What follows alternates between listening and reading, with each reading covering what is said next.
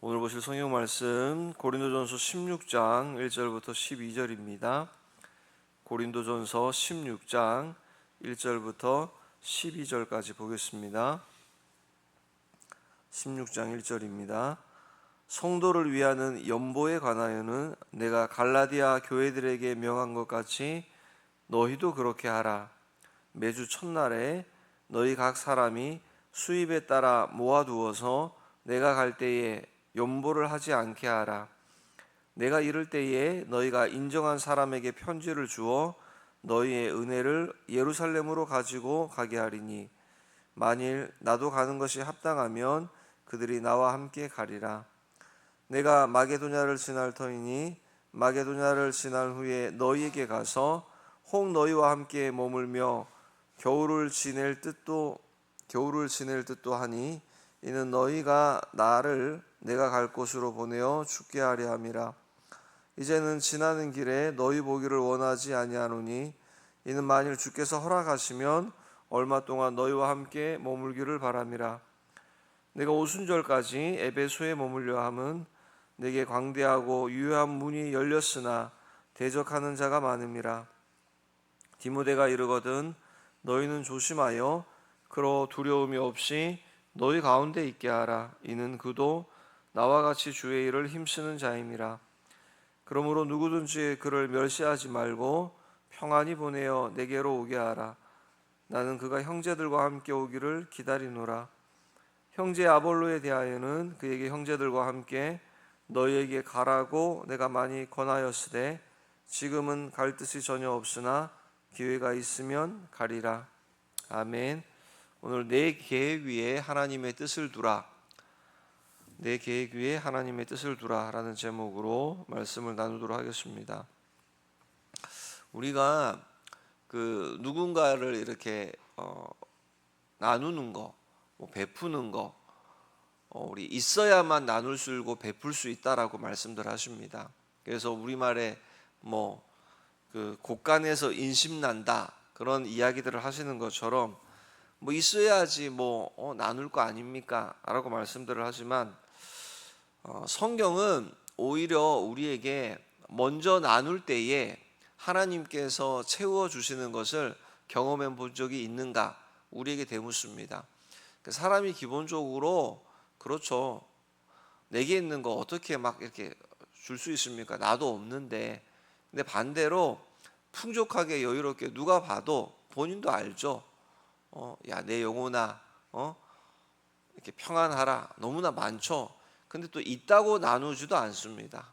시간이 많다고 여유가 있다고 주님이 기뻐하시는 걸 누구나 알고 있지만 복음을 전하러 나아가지 않죠. 마찬가지입니다. 물질도 많이 있다고 내가 한번 이렇게 하겠다. 그게 아닙니다. 그럼 또 물론 한두 번 할 수도 있겠죠. 선심성에 내가 이렇게 하는 그런 걸 이야기하는 것이 아니죠. 성경은 있는 사람은 있는 대로 없는 사람은 없는 그 형편에서 주님이 원하실 때 뜻 가운데 필요로 할 때에 어떻게 해요? 먼저 나누는 거. 그때 하나님께서 또한 어떻게 계속해서 나누는 삶을 살아갈 수 있도록 채워주시는가 이것을 경험해 보라는 거죠. 그러니까 우리에게 주신 우리가 말로만 입술로만 이걸 자꾸만 이렇게 따로 떼가지고 다르게 생각하다 보니까 이런 일이 일어나는 거예요. 먹든지 마시든지 무엇을 하든지 하나님의 영광을 위하여 하라. 이거는 우리가 누구나 잘 알고 있으며 그렇게 하려고 하는데 무엇을 하든지 하나님의 영광을 위해서 하라. 이거 누구보다 잘 알고 있는데 나누는 부분에서는요. 나누는 부분. 야, 우리에게 오늘 이렇게 건강 주신 거 보니까 내가 물질로는 우리 형편에 못하는데 튼튼한 두 발을 주셨고 하니까 전도지라도 나눠주라고 하나님의 영광을 드러내라고 주셨나 보다. 이렇게 생각을 안 한다는 거죠. 그러니까 하나님의 영광을 위해서 한다. 교회에서 무슨 행사를 할 때 참여한다.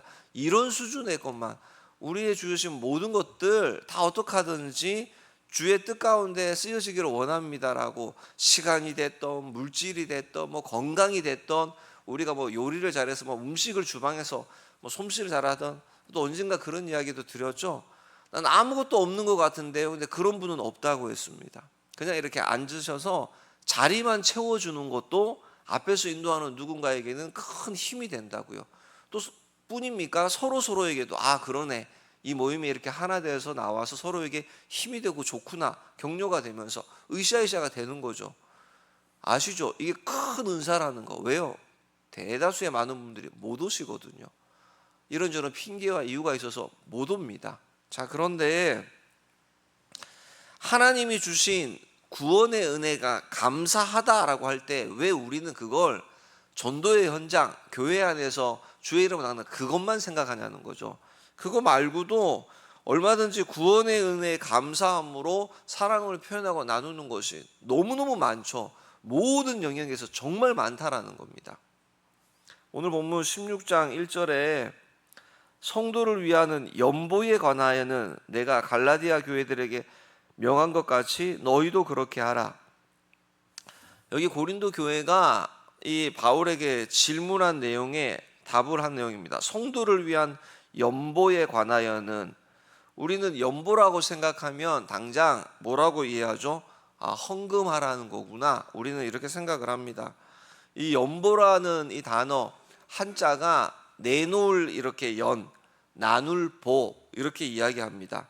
그러니까 아직 헌금이라고 하는 것이 이렇게 온전하게 잘 이렇게 자리 잡지 않았던 당시의 상황으로 보아서 이렇게 힘들고 어려운 누군가를 돕는 구제 헌금이라고 이렇게 생각을 하셔도 됩니다. 자, 그러면 성도를 위하는 연보에 관하여는 누구를 위한 구제 헌금인가라고 할 때에 이게 지금 고린도 지역을 성도들을 위한 구제 헌금이 아니라 예루살렘 교회에 관한 연보에 관한 내용입니다.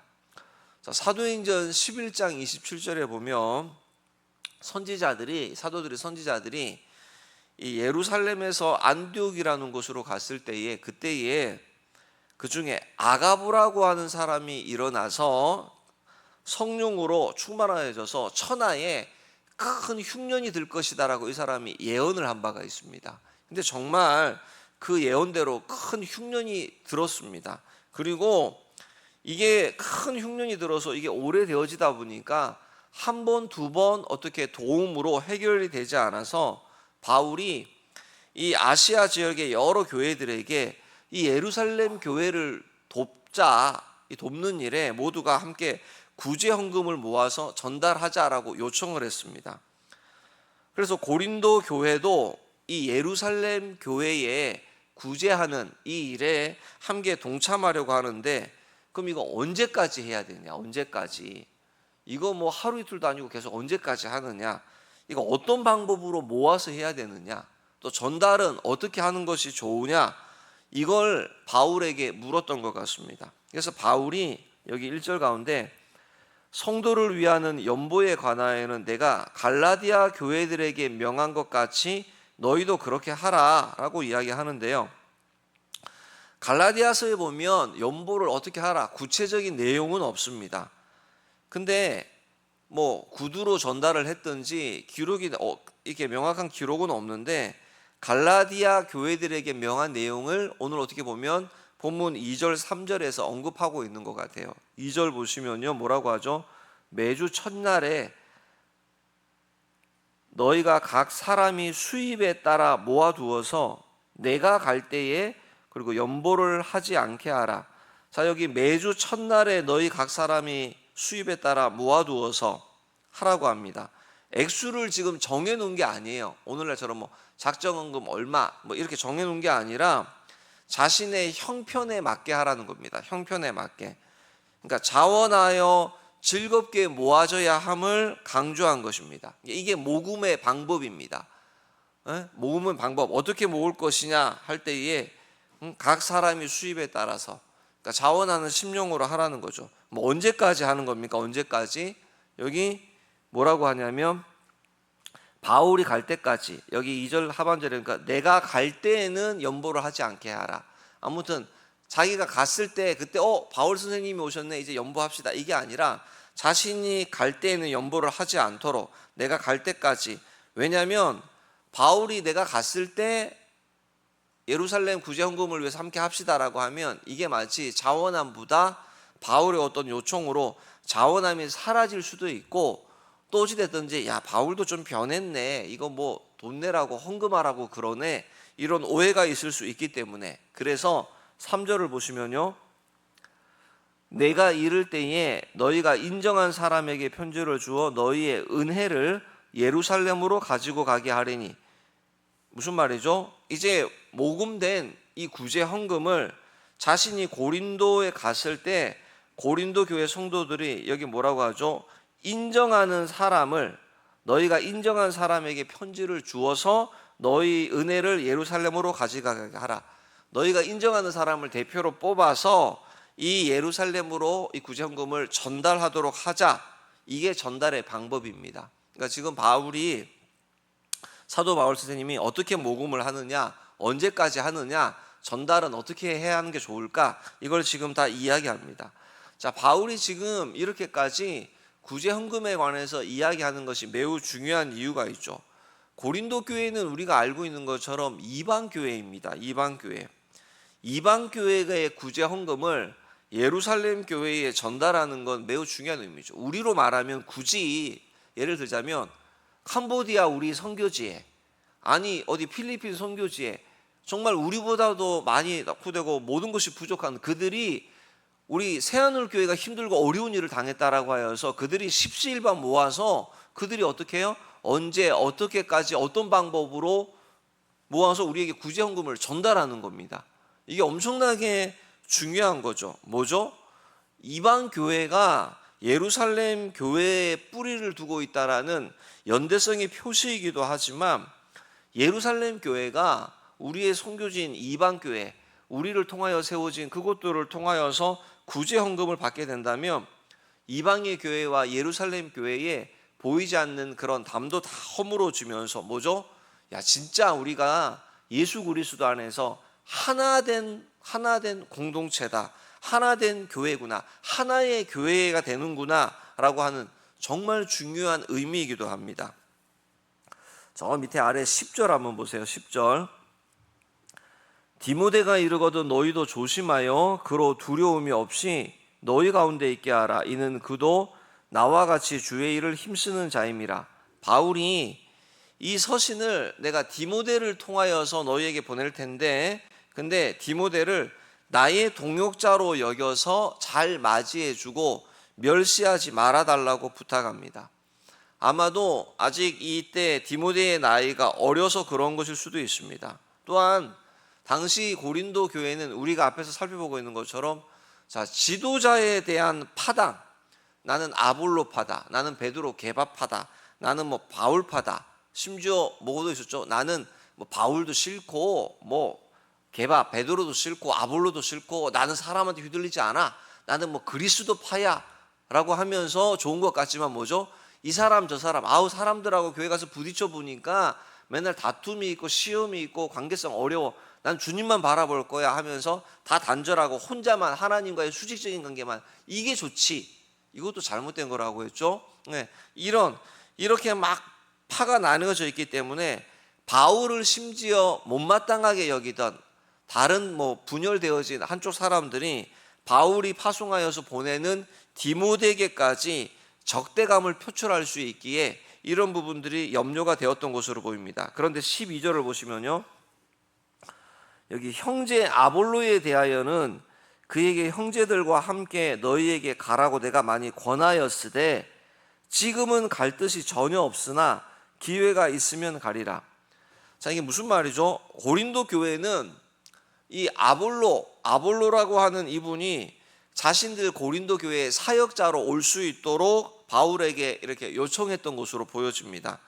근데 바울도 참 이런 부분에 있어서, 아니 내가 이 교회를 세웠는데 내가 아니라 아볼로를 원한다라고, 뭐 내가 어차피 가지도 못하지만 빈말이라도 나를 이렇게 초청해야 되는 거 아니야, 원해야 되는 거 아니야 할 수 있지만, 바울도 기분 나쁘지 않게 아볼로에게 어떻게 많이 권했다라고 합니다. 네가 가서 고린도 교회 성도들을 원하는 데 가서 우리로 말하면 단임 목회를 좀 하면 좋겠다 권하는데, 아볼로는 갈 뜻이 전혀 없다라는 겁니다. 왜 그렇죠? 왜 아볼로가 바울의 여기 이야기하는 것처럼 내가 많이 권하였다, 한번 그냥 가세요가 아니고 많이 권하였는데 아볼로가 왜 사양을 하고 있습니까? 이미 우리가 앞에서 살펴본 것처럼 고린도 교회 안에 지도자에 대한 난 누구파 하는 분열의 분파 문제가 많이 있는 것을 이미도 알고 있었습니다. 그러니까 지금 자신이 가면 이 분파 문제가 더 시끄러워질 수도 있겠다, 그런 걸 염려하여서 아직은 아니다라고 이야기하는 겁니다. 그래서 내가 기회가 있으면 가겠다. 뭐죠? 하나님이 인도함이 있을 때 제일 좋은 순종한 때 내가 가겠다, 이렇게 이야기하는 거죠. 자, 바울이 이제 중간에 뭐 이런저런, 여기 보면은 뭐 9절입니까? 내게 광대하고 유효한 문이 열렸다. 복음을 전하는 제일 좋은 이런 많은 것들이 허락되어졌다면서 중간에 이런저런 내용들이 있는데, 오늘 어찌됐든지 바울이 지금 중요하게 꼭 하고 싶은 말들은 이야기는 다 마쳤습니다. 이제 남은 것은 내일 아침에 살펴보는 마지막 끝인사에 해당되어지는 바울의 권면 그리고 인사만 남아 있습니다. 자, 오늘 바울이 고린도전서를 마지막을 이렇게 16장까지 오면서 계속해서 바울이 지금 구제 헌금에 대한, 우리가 구제 헌금에 대한 바울의 권면, 그리고 아볼로가 고린도에 지금 가기를 거절하는 이 모습을 보면서 중요한 우리가 공통점을 한 가지를 발견을 합니다. 이게 뭐냐면, 구제 헌금을 바울이 이렇게 구제 헌금에 대한 바울의 권면, 아볼로에게 그곳에 가서 담임 목회를 하라, 여기에 대한 아주 중요한 공통점이 뭐냐면 그 선택의 기준이 뭐냐라는 겁니다. 선택의 기준. 구제 헌금을 하는 거, 네가 그 교회에 그 고린도 사람들이 너를 원하니 가서 목회를 하는 것, 여기에 대한 선택의 기준이 뭐냐는 거죠. 자, 이게 지금 무슨 말씀이냐면, 바울이 고린도전서를 1장부터 우리가 마지막까지 쭉 오면서 한결같이 바울이 강조하고 있는 내용이 뭐죠? 바울이 강조하는 방향이 있습니다. 많은 사건들이 있었습니다. 처음에 앞에서 교회가 분열이 있었죠. 분열이 누구 파다 분열이 있을 때 바울이 해결책으로 십자가 앞에서 복음을 회복해야 된다, 막 이야기를 했었습니다.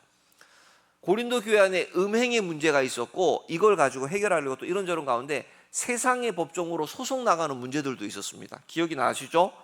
우상의 재물을 먹고 마시는 문제들도 있었습니다. 이거 먹어야 되네, 말아야 돼, 그런 거 아무것도 아닌데, 그러면서 뿐만 아니라 예배를 드리는 현장 가운데 예배에서 은사 문제가 또 교회 안에 시끄러웠습니다. 그래서 막 그런 이야기도 다루었습니다.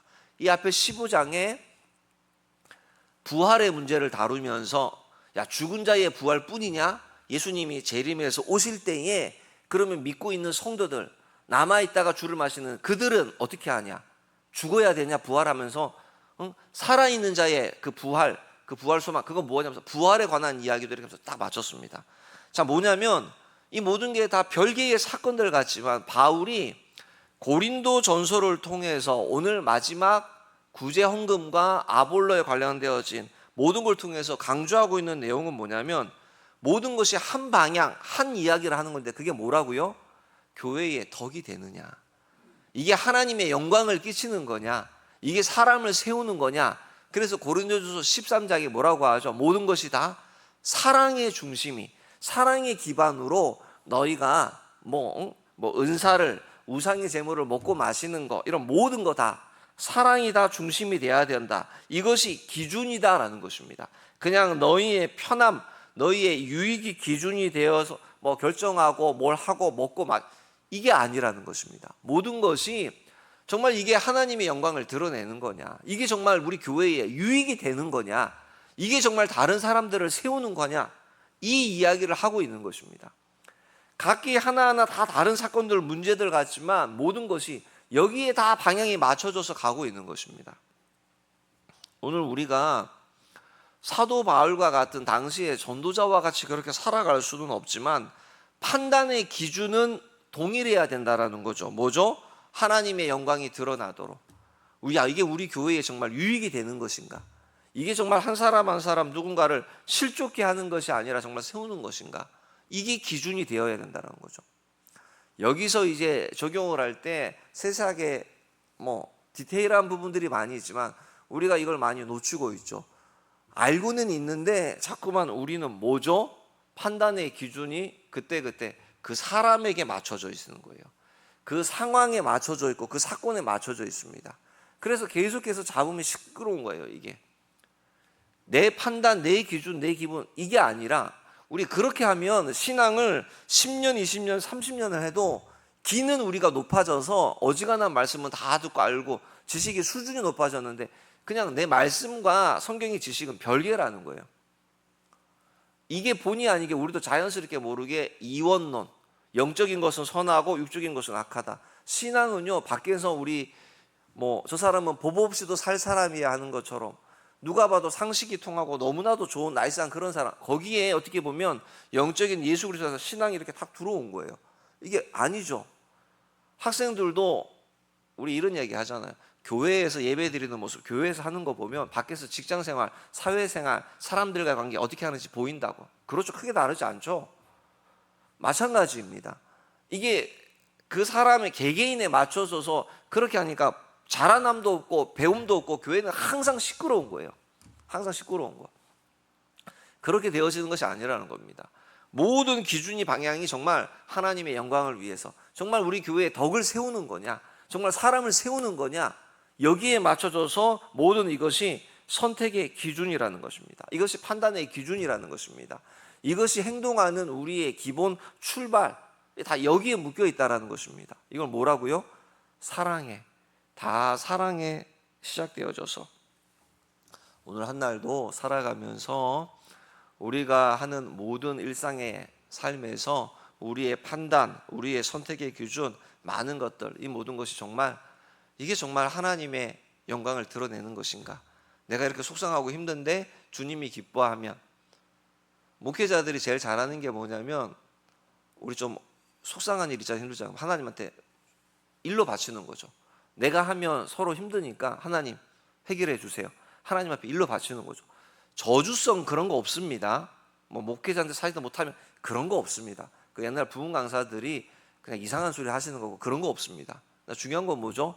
하나님 앞에 하나님의 영광, 교회를 정말 유익되게 사람을 세우고 함께하는 일에 있어서 이것이 판단의 기준이 되어지고 오늘 한 날도 그렇게 살아가신다라면 이게 우리 앞에서 찬양의 고백처럼 주님의 뜻을 이루소서, 주의 뜻을 이루는 삶이라는 거죠. 오늘 한 날도 그렇게 살아가는 저와 여러분 우리가 되기를 주의 이름으로 축복합니다. 하나님 아버지